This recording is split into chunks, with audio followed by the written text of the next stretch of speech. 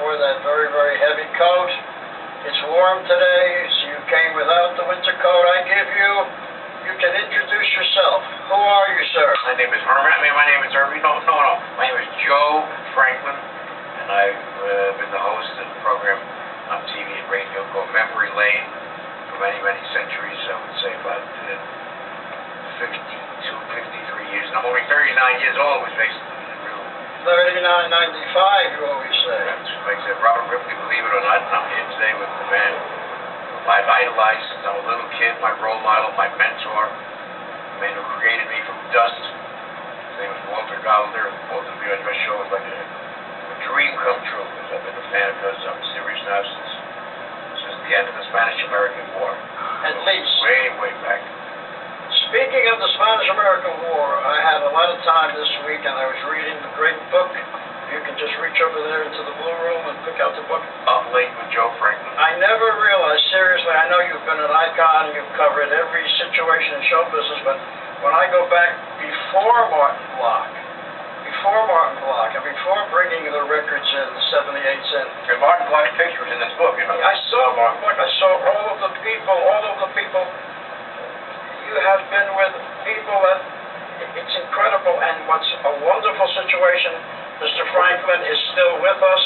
I think we should tell the young people who Martin Block was. He was the host of a very famous radio show called the Make-Believe Ballroom. And Dick Clark, as a youngster, idolized Martin Block. Dick Clark dedicated his first 2 or 3 books to Martin Block. That program was so popular that he was more popular in the ratings than the other 3 networks. WNEWZ was only an independent station. He got higher ratings than the 3 networks that were on opposite him. So it's a tribute to him. When he died in 1980, he died of a heart condition at the age of 60. I did a 5-hour tribute to him on Don't Go on Radio to Martin Block. Just thought we'd give a little plug to the man who sort of inspired me.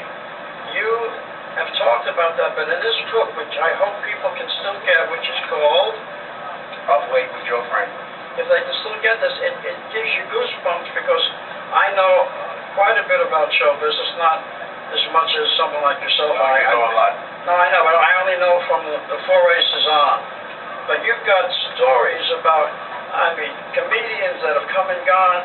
What has been the secret of your longevity and your legendary status? Well, the first thing about this book is, I'm sorry before, this book is now in its 3rd printing.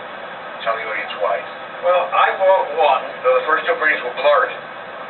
Well, there is a section here that is flawed. The book has sold 75,000 copies so far, and they're all in my house.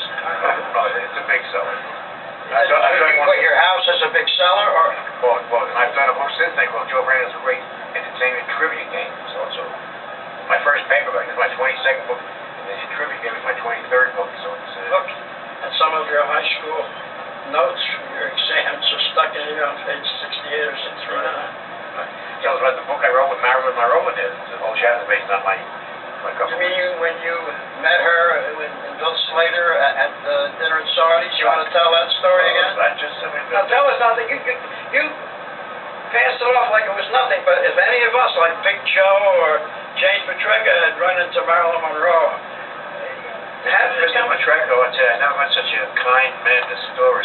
When you walk in the store, it just oozes with great memorabilia, great nostalgia. And, people wonder, is there a market for nostalgia? The answer is, I was talking to Michael Bloomberg, the mayor of New York, the other day. He told me that 1/3 of every dollar spent on entertainment goes to what you might call romanticizing the past. 1/3 of every dollar goes. But what are the big selling movie rentals? It's Gone with the Wind, Casablanca, Wizard of Oz, Citizen Kane, Fred Astaire compilations, Frank Sinatra compilations. So the nostalgia is not a minor commodity anymore. It's a big business. How much does it hurt for people like yourself, an icon, and truly all over the world? Because how much does it hurt when you see what's happened to the entertainment business today? When you see the threat that's out there today? It's kind of sad, but you can't knock what pays the rent. These guys are cleaning up. But when Al Jolson was the #1 star in the world, his salary was $4,000 a week. At the Winter Garden and places like that? Jazz singer, movie, and everything. They bought a Winter Garden theater, and $4,000 today wouldn't pay for the first For the rehearsal. First minute on the catering table, you know what I'm saying? It's just, today they get like $28 million up front for a movie, $28 million. I gotta work 2 weeks for that kind of money. At least. You know? It puts you in a higher tax bracket, doesn't it? Speaking of a higher tax bracket, which I wasn't, here's a question. We get a lot of people writing in notes to ask you, and they can't be here in person, so I have accumulated all the questions. So we'll be here for about 7 to 8 days doing this. Weeks. Once it's going to run into the Perpetuity. To the Paleothonic period, the Ice Age. One of the major... Not the garbage. Ice Age. You did that just as we wrote it. Actually, we've been rehearsing this for how many weeks? 2.5 weeks. 2.5 weeks. If you had not gotten into this legendary business of nostalgia, what might you have been at age 15? Well, my original intent, I wanted to be a man who would shake the hats in a synagogue. Really? Are you kidding me? Yeah. Well, it means funny because in the synagogue nobody takes off their hat. So I have to work too hard. I think... Then I wanted to get a job selling donuts to midgets for life reserves. But that didn't take off, so I... Are you making fun of this interview? I'm taking it very seriously. Because you know we could withhold your check. No, please don't hold it. I need that money. You used to talk on the show, and we did the 4 parts with Al Alberts in August and October of 1987. You said on the show tonight we have Rosie of Greenwich Village. Now, who was Rosie? You said, I'm a big fanatic of Rosie. It's really interesting as you mentioned that, Walt, because there was a lady named Rosie the poet. In private life, she was the secretary to a very wealthy family. I forget the name of the family. But I think she wasn't the manager. I was heard Rosie now about 10, 12 years old. She must be gone to a far better place, because she used to come and see me at least once a week and make me laugh in my office and do poetry. But I miss her. I miss Rosie. A little short, heavy lady. And she was on the show with Al Alberts. That's right. And you had the hobo, Bob Hopkins, the hobo, and you had myself. And we showed those clips of the 4 aces from South America because we wanted to show the 1950s clips, but due to legal reasons and paying royalties to the union and to the musicians' welfare, but we could not show the 50s clippage, which I did have of Sullivan and the Burl. Well, I want to show the whole world on a really serious note that Walt Gollender over here is one of the few people who had open house, open entree to my panel, and without being booked in advance, didn't have to talk on the phone and secure an official booking. You can walk in any time. And I know you walked in with so many times with, I think once with Ronald Reagan, once, I had 5. That was on a Wednesday afternoon. I had 5 U.S. presidents. I had Frank Sinatra 4 times, and Charles Chaplin, Bill Cosby, I had John Wayne, Cary Grant, Georgie Jessel. Jessel about 110 times. And One bright and guiding light. Hit it. That taught me wrong from right. One nasal. I found in my mother's eyes those baby tears told that road all paved with gold. I found in my mother's eyes. And if I were hung from the highest tree, I don't see this come up to me. My mother said, if I would drown in the deepest sea, I don't see this come down to me. My mother said, the world may call you failure, and the stakes may cry and small, but in the eyes of your mother, you're as big and as great as them all. Man, to pause, Joe. I think I'm having a nostalgic moment. You may kiss my ring. Speaking of kissing your ring, of all the people who helped you, and I saw them all cited in this great book, and I couldn't put it down. This is like pistachio nuts. You just can't read one page. I just said, how did you remember every anecdote, every date, every story? I forgot to, I didn't complete my Marilyn Monroe incident. Yeah. I had her on that program called Luncheon with Sardines, a show hosted by a man named Bill Slater. Yes. I was seated one day between Molly Pecan and Marilyn Monroe. I was in the middle.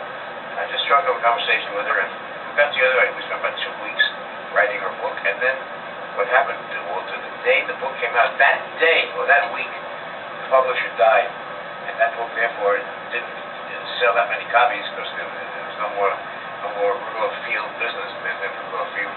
So that book now, if my book on eBay, sells for $10,000. It's called The Marilyn Monroe Story by Joe Franklin. Sells for $10,000. Well, you still have the I got two copies? copies. Like, I don't know where I put them, but I know I have it. Why don't you go and reissue it since you have the I'm rights? going to check it with the lawyers. Because everything old is new again. I thought about that. Because you probably need money. I know you're down to your last shekel. My baby needs milk. Why don't you someone's chuckling. Is that a laughing cameraman? If there's one thing I detest, I say this is a giggling cameraman. And that's a giggling cameraman. Now you're going to make him put us on upside down. He's a nice man. Put us on straight up, not upside down. You're talking about Big Joe. Big Joe is the best. How tall do you think he is? I would say standing on your wallet. All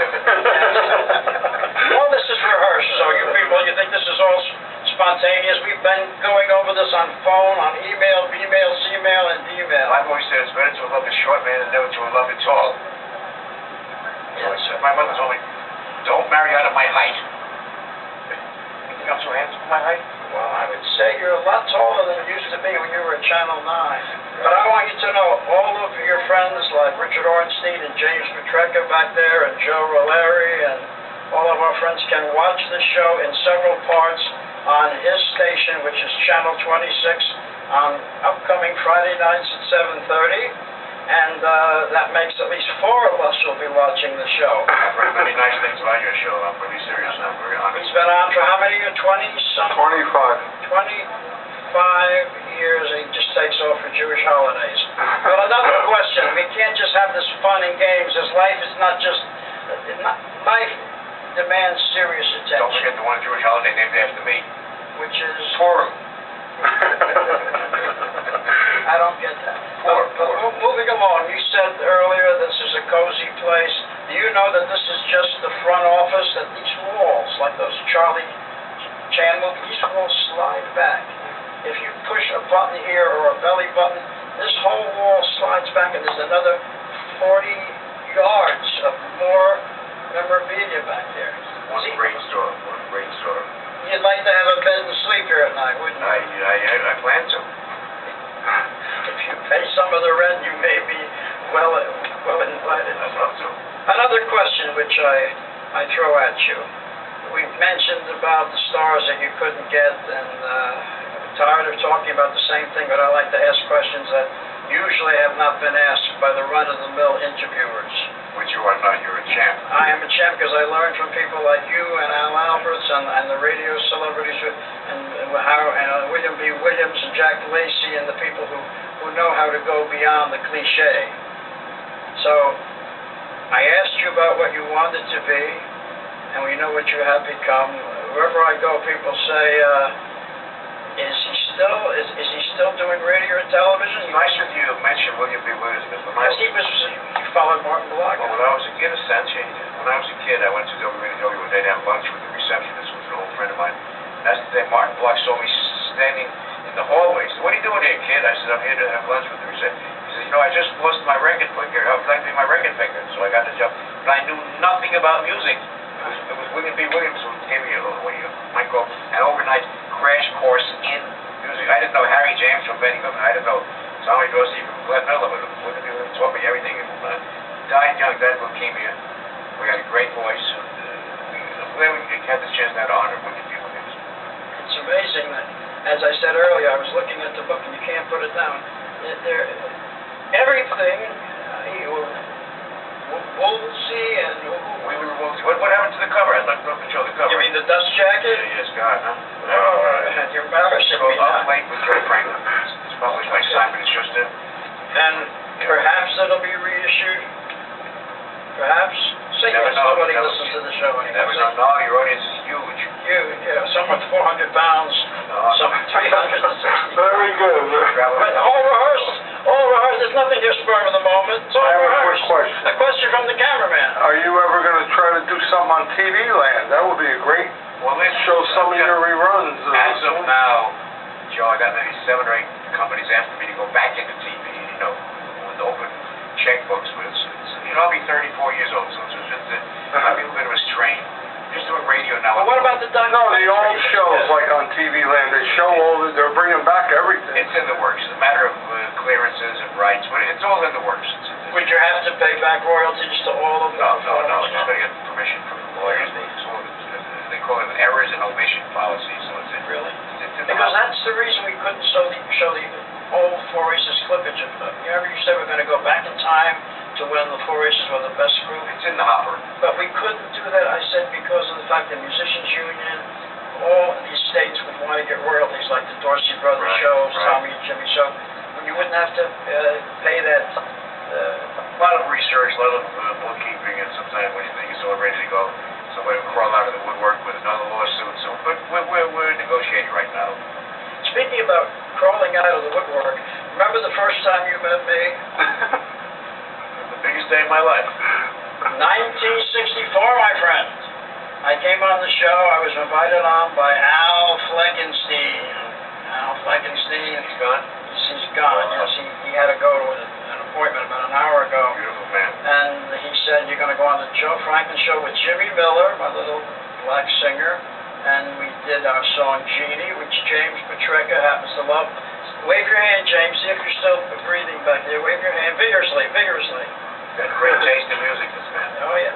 And Jimmy Miller and I came on the show in 1964. In fact, hand me this flyer. Here we go.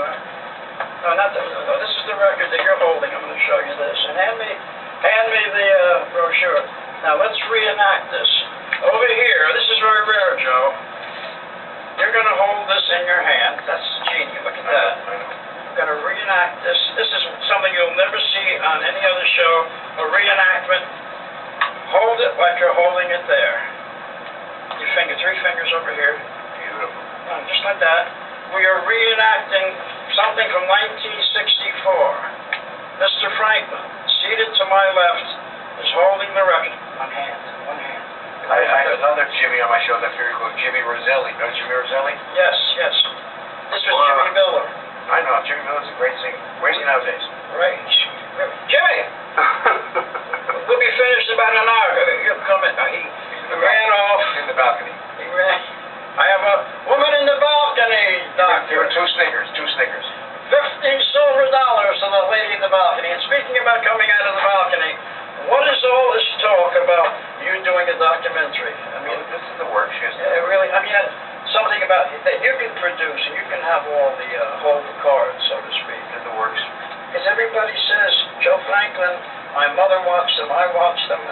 Well, a couple of documentaries already being circulated on Channel 13. One is called 50 Million Joe Franklin Fans Can't Be Wrong. Right. Here and there. There's one called My 40th Anniversary Special with Billy Crystal, with 20 great stars, Bill Burrell, Bob Hope, Bill Cosby. So it's there's a big special now called Make 'Em Laugh on Channel 13. I'm on there analyzing Charlie Chaplin and Martin Lewis. Besides that Arthur Tracy movie, Pennies from Heaven, weren't you in that one? I'm not sure. What was the one where they are looking at the Woody Allen movie? Broadway Danny Rose. Yeah, in Broadway Danny I'm in Rose. Ghostbusters up at 29th Street. Ghostbusters. I'm in quite a few films. I got a lot of film on my teeth right now, too, but it's we're getting better. Let me see there. This is Dr. Cronkite. Hey, that's my advice. Don't! I love Dr. Cronkite. Walter Cronkite's recovering also. Oh, he's greatly ill, but I hope he gets better. And I got the sad news by Ed McMahon, who was a very dear friend of mine. But what happened with Ed McMahon? He died. Did we know? He died, yeah. I didn't read the paper. Did you know that, James McMahon? I was going to call you to tell you that. It'll be in tomorrow's paper. People are dying now who never died before. Very sad, really.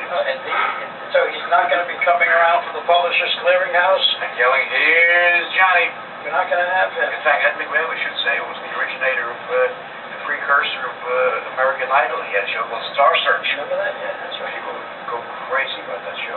And all of this followed the Gong Show when they were trying to save money in the nightclub, the Gong Show. And you had karaoke, which is a disgrace because they're using all those tracks. They're using all the Siamen publishing and royalties, and they're using tracks. Let me finish before I dismiss you. Because, I'm not beyond doing that. Take your time and hurry up. They're using tracks, Joe, and if you have any friends who are doing karaoke and they're not paying the publishers money for the tracks, and people are singing to the music that's been created, it's intellectual property, and I won't stand for it. Say something. No, there was a time when they decided that the audience over the age of 40 was totally wasted. They took off so many shows in one fell swoop. They figured anybody over 40 is not going to change their brand of dog food or their car or their soap powder. So they took off so many. These shows that they removed in one season were all #1 in their spot. They took off Ed Sullivan Show, Red Skelton Show, Dean Martin Show, and George Gobel, and Carol Burnett, and Red Sullivan. They took off about 30, 40 big shows at the peak of their fame. But now I think they're beginning to realize that the old-time audience is still to be reckoned with, and they're bringing back now some of these old-time. Look what happened along the lines of what you're saying. Look what happened with the fiasco. You can't mention the station, WCBS-FM.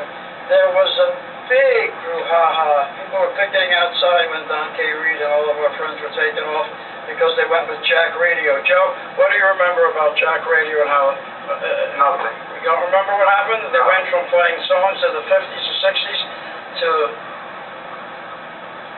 any type of song today. It wasn't even an album. Oh, I didn't know it was called that. Yeah. I know what did you think about the fact that they destroyed the station? They went from first to last. It made no sense. Yeah. Overnight. Yeah. And then people picketed in front of the building, and the station manager said, well, we'll give it a little bit of a different situation. We'll play limited oldies, but only from the 60s and not from the 50s.